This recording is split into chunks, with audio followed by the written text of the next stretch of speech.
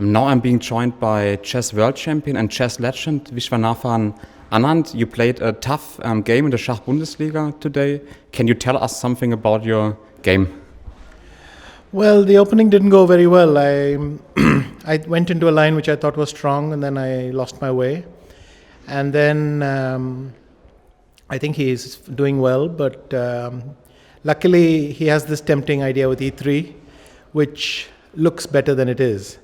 And by some sort of miracle, I have this move rook d1. I mean, the line is very complicated after rook e8, rook d6, knight f6, but I won't bore you.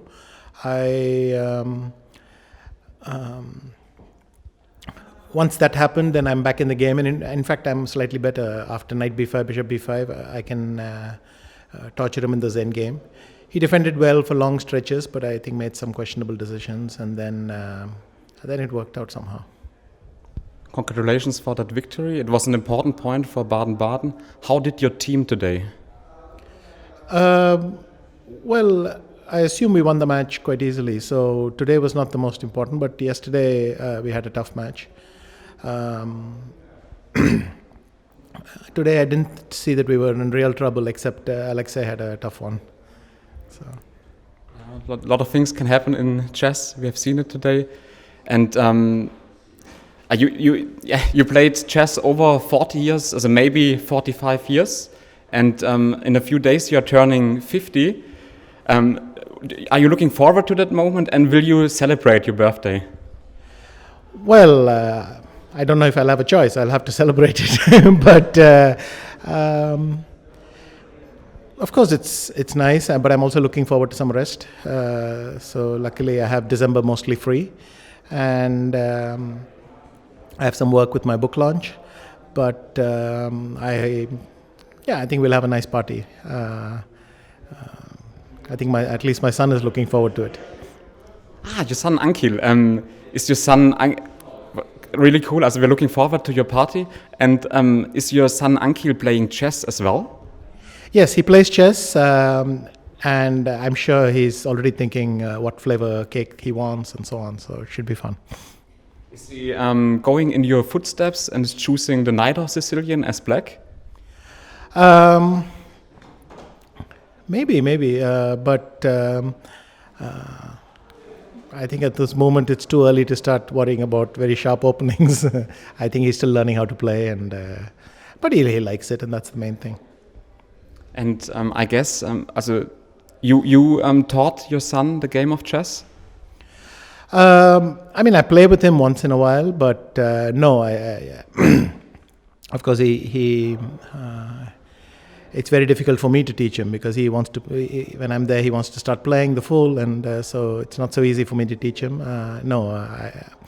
I of course I can help him once in a while, but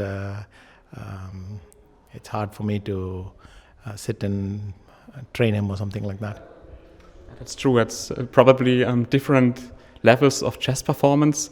And how did you start with the game? Who taught you the game, and at which age did you start playing chess? Well, I was 6 and I learned it from my mother. And when did you realize that there's a huge chess fire inside you, and you're going this way as the way to the world champion? I don't know that I realized it. I liked playing, and I kept playing, and life turned out okay. Really cool. And we have seen a lot of amazing chess games from you, and Hans-Walter showed me a legendary game. It was Aronian versus Anand, 2013, Tata style. Can you tell us some words about this game? And I guess you know it by heart. Sure.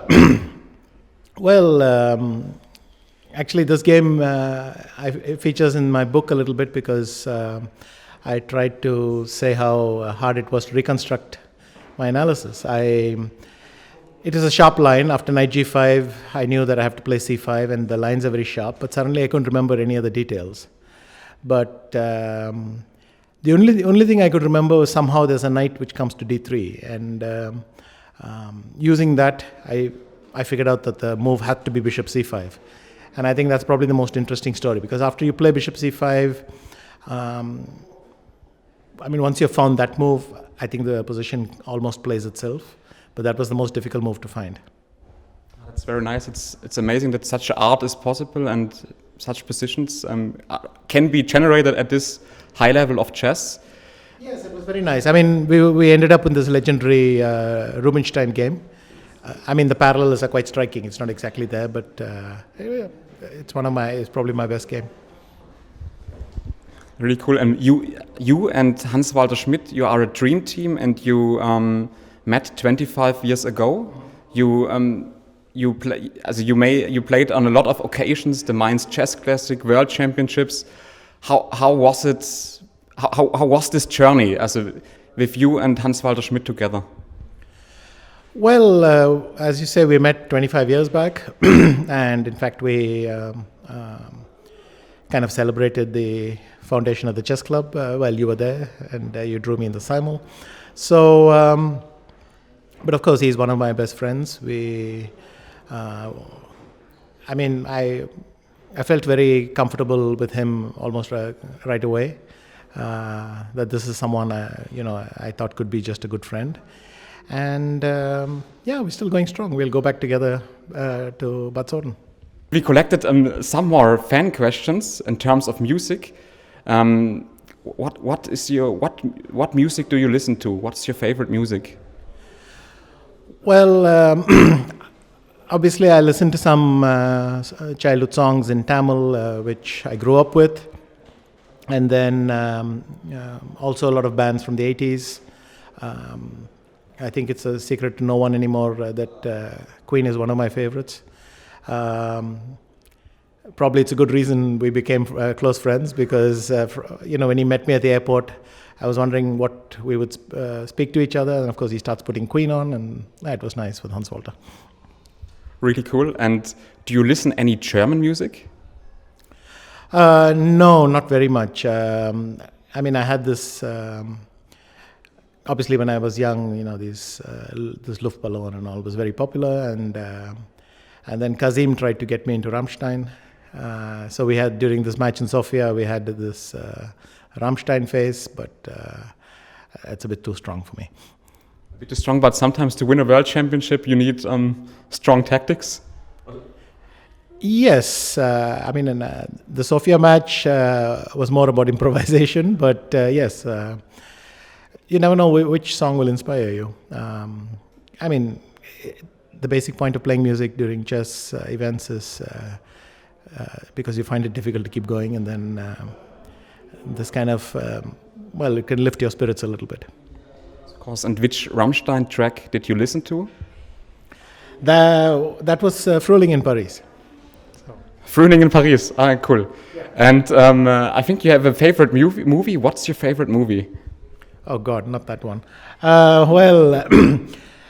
So it's a nice story. I was